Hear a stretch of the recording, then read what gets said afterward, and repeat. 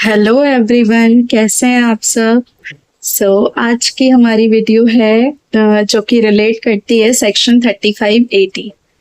3580 हमारा काफी broad section है जिसे हम ब्रीफली डिस्कस करेंगे।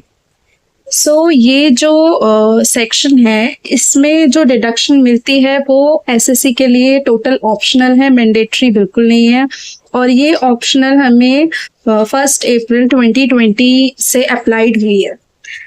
इन केस अगर कोई एसएससी ये डिडक्शन लेता है, इस सेक्शन की डिडक्शन अगर वो लेता है, ऑप्ट करता है, तो उसको 100% डिडक्शन मिलेगी। लेकिन कौन से एक्सपेंडिचर पे?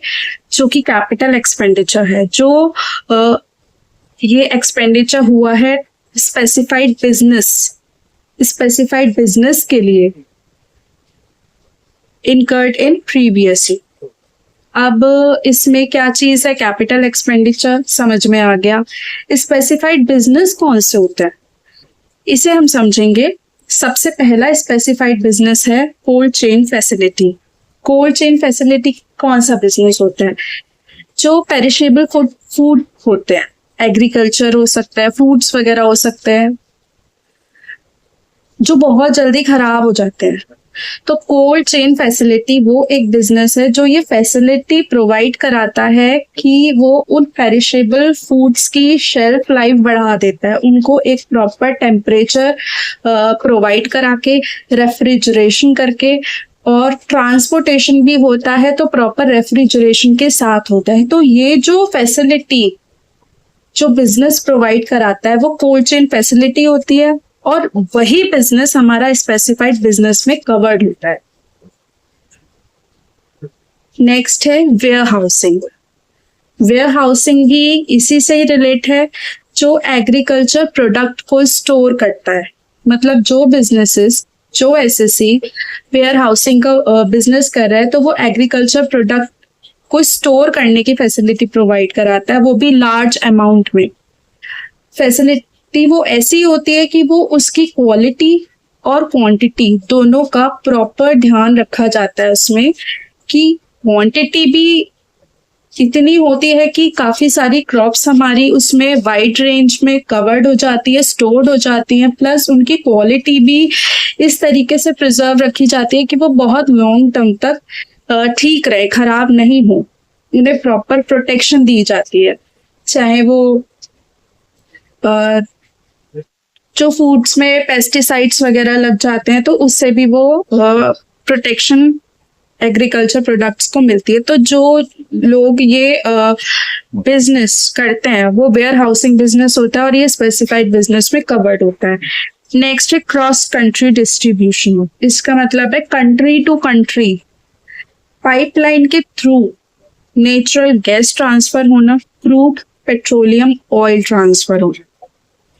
इसमें स्टोरेज भी कवर्ड होता है, मतलब टैंक्स और रिजर्वॉयर्स में भी कंटिन्यूस सप्लाई होती है, तो ये भी स्पेसिफाइड बिजनेस में कवर्ड होता है। जो पाइपलाइन के थ्रू जो क्रॉस कंट्रीज में ये सारी चीजें सप्लाई हो रही है, तो वो भी स्पेसिफाइड बिजनेस में आता है।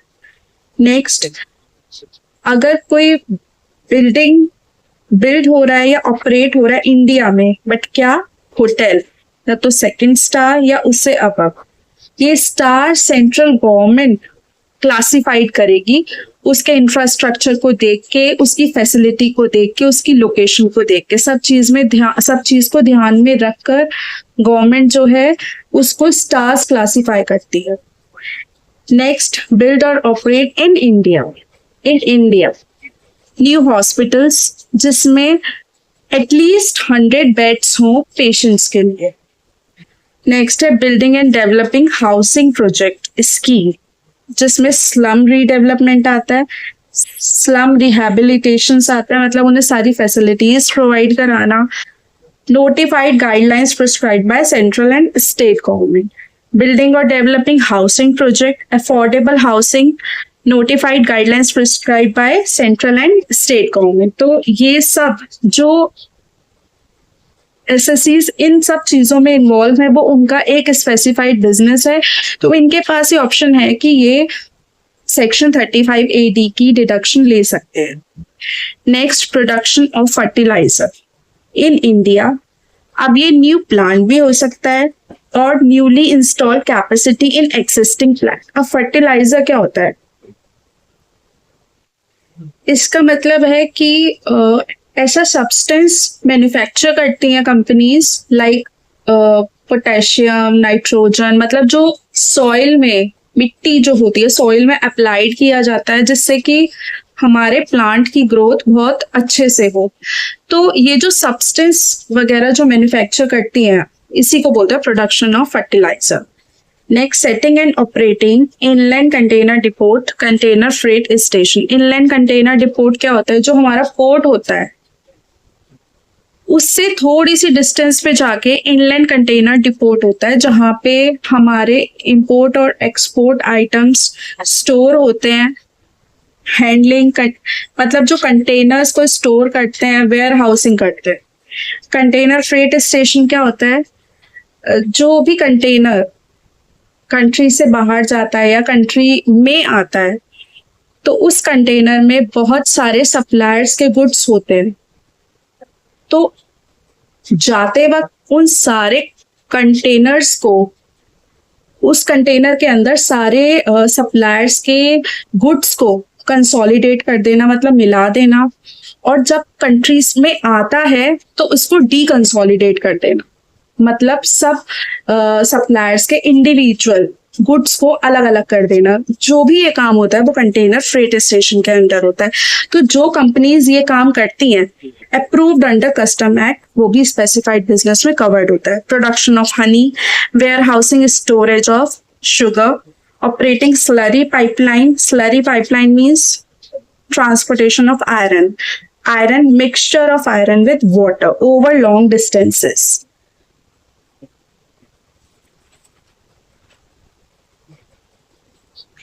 Next, setting up at operating semiconductor wafer fabrication manufacturing unit. ये क्या होता है? सिलिकॉन यूज्ड होता है डेवलप करने के लिए इंटीग्रेटेड सर्किट्स यानी चिप्स।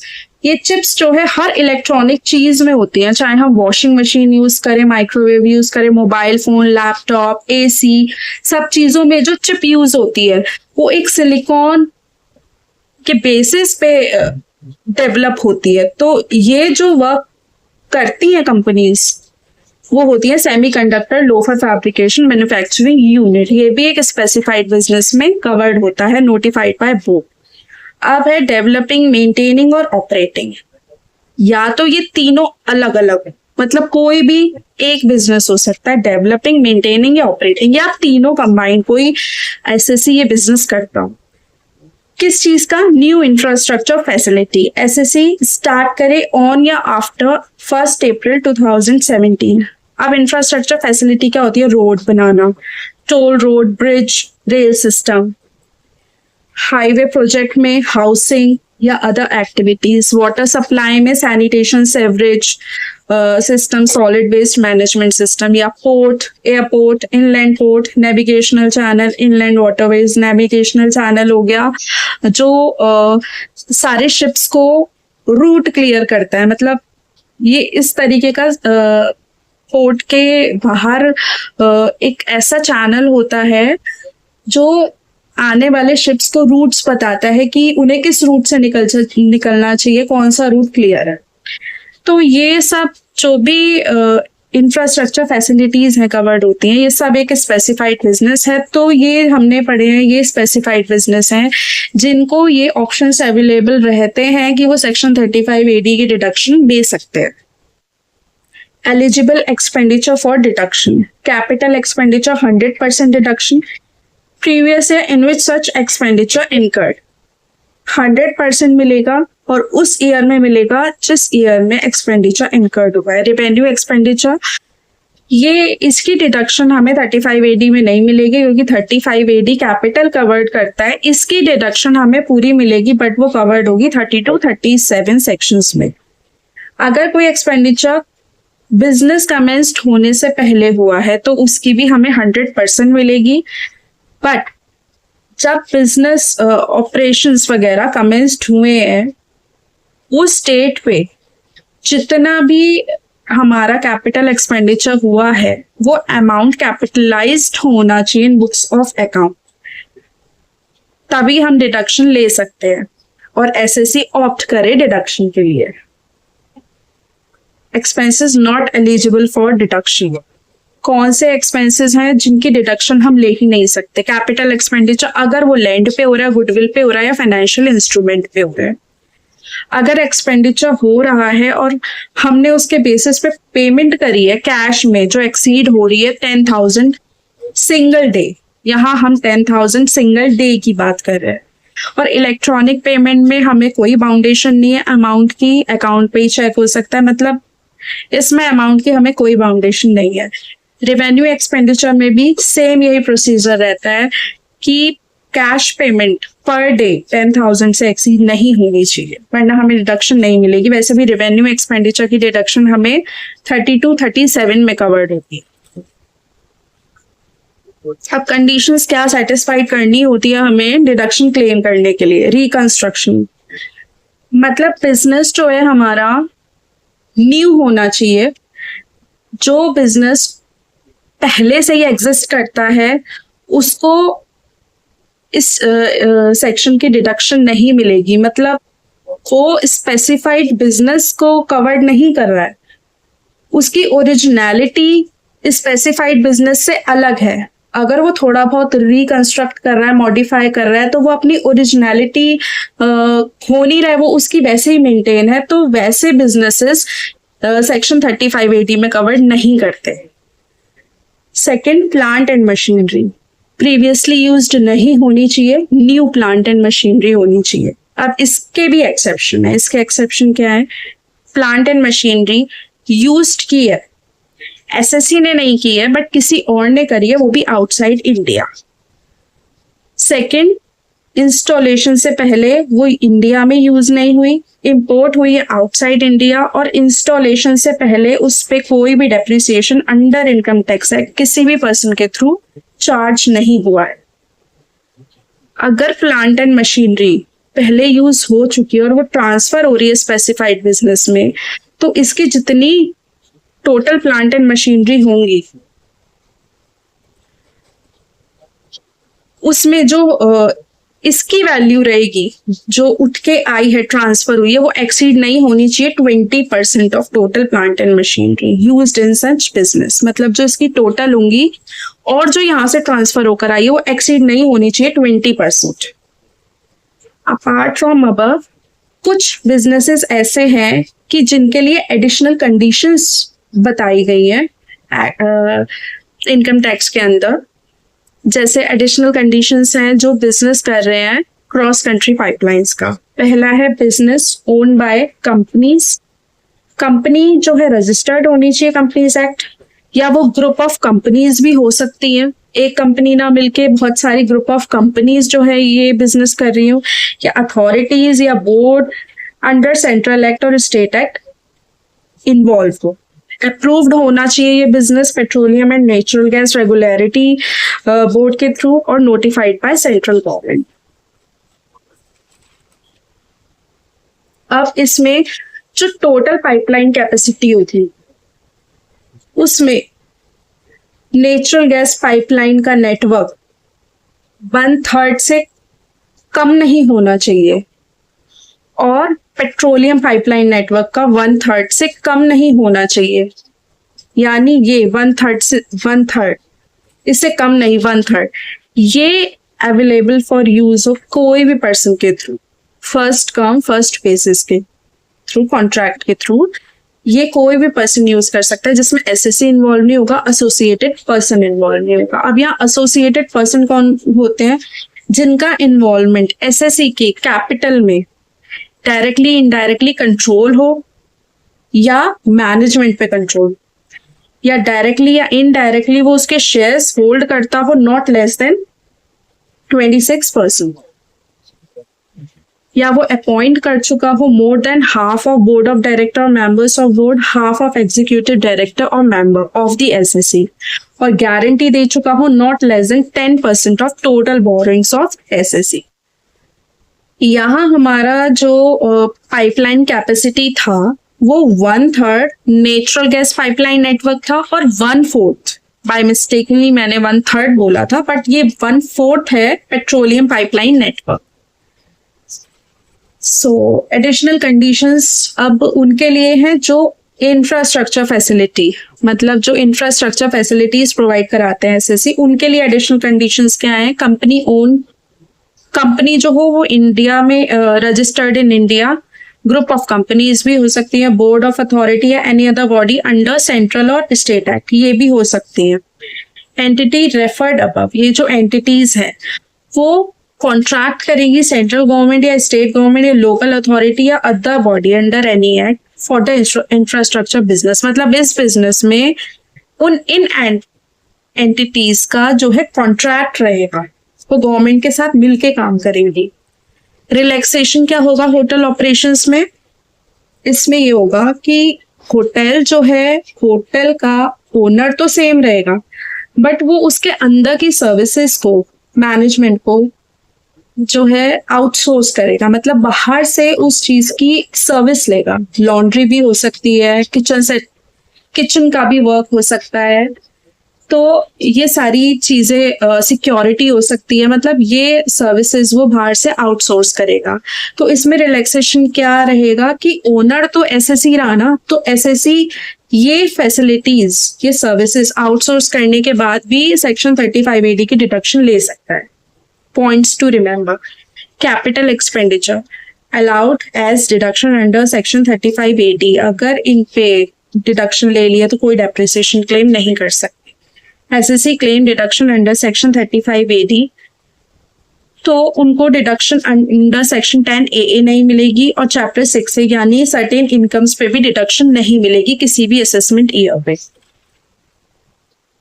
अब यहाँ सेक्शन 28 कैपिटल एसेट जिसके डिडक्शन लिए हमने 35AD में, अगर वो कैपिटल एसेट सोल्ड या ट्रांसफर हो जाती है तो उसका सेल कंसिडरेशन जो है हमारा चार्जेबल एज इनकम होगा अंडर PGBP। अगर वो डिस्ट्रक्ट हो जाती है और उस पर जो इंश्योरेंस कंपनसेशन हमें रिसीव्ड हुआ है वो भी चार्जेबल टू इनकम होगा अंडर PGBP।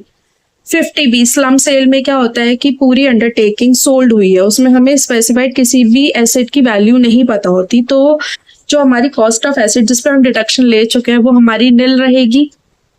तो इसमें हमें कैपिटल गेन क्या होगा? जो सेल प्राइस हमें मिला और जो नेटवर्थ हमने निकाली, नेटवर्थ में पूरी अंडरटेकिंग की वैल्यू होती है, इसमें स्पेसिफाइड किसी भी एसेट की वैल्यू नहीं होती, तो वो हमारा कैपिटल गेन रहेगा।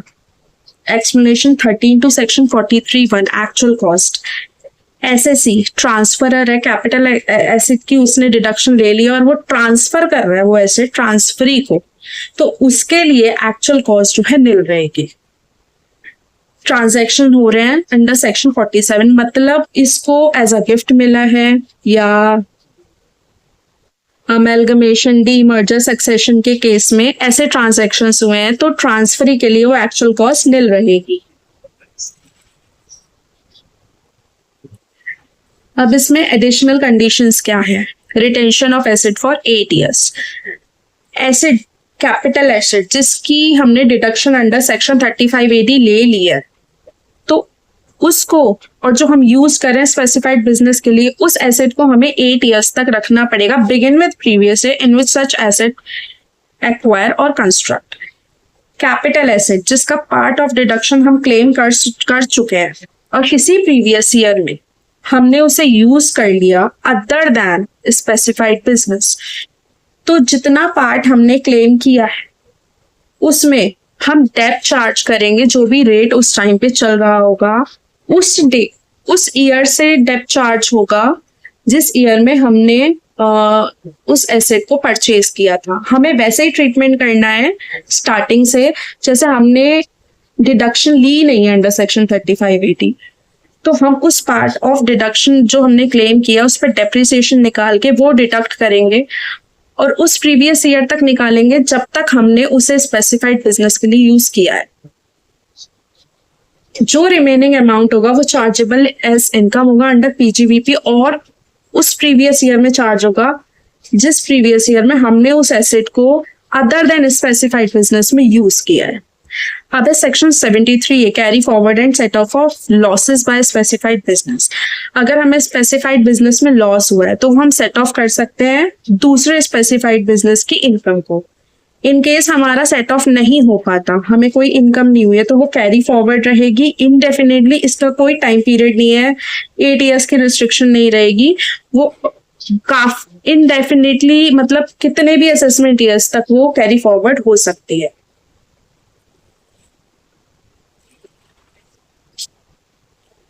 ये केस है सिब्रोस होटल्स प्राइवेट लिमिटेड। इसमें ये दे रखा है कि होटल स्टार्ट हुआ और उस होटल ने सर्टिफिकेट ऑफ क्लासिफिकेशन के लिए अथॉरिटी के पास फाइल किया, एप्लीकेशन फाइल की, और जिस प्रीवियस ईयर में उसके ऑपरेशन मतलब होटल स्टार्ट हुआ था उसको उस एप्लीकेशन का वो जो फाइल उसने करी थी कि उसका बिजनेस किस स्टार में क्लासिफाइड है, गवर्नमेंट की तरफ से कोई ऐसा लेटर नहीं आया, तो क्या वो डिडक्शन 3580 की ले सकता है? तो इसमें है कि हाँ वो उस प्रीवियस ईयर में जिस टाइम पे उसने वो होटल बिजनेस स्टार्ट किया है वो ये डिडक्शन ले सकता है, चाहे गवर्नमेंट की तरफ से उस के क्लासिफिकेशन का जो उसने फाइल करी थी एप्लीकेशन उसका रिजल्ट आया हो या नहीं आया हो, इट डजंट मैटर, वो डिडक्शन उस ईयर में ले सकता है। Deduction can be claimed in previous year in which an SSC commence operation of specified business. It doesn't matter whether such application is approved in next subsequent year. So बाकी sections अब next video में। आपको मेरी video अच्छी लगी हो तो please like करना, चैनल सब्सक्राइब करना, and thank you, thanks for watching, bye bye.